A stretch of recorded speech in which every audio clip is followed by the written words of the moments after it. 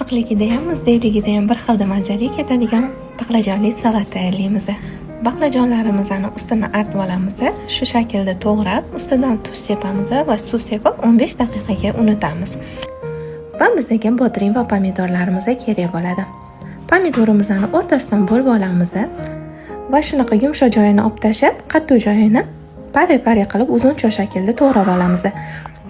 Bodringlarni ham xuddi shunaqa uzuncha qilib to'g'rab olamiz. Bizga 3 ta tuxum kerak bo'ladi va baqlajonlarimizni ustidan birinchi unga botirib olamiz. Yaxshilab silkigandan keyin ustidan tuxumli massamizni qo'yamiz va orqasi qizarguncha yaxshilab qovurib, bitta qizartirib olamiz.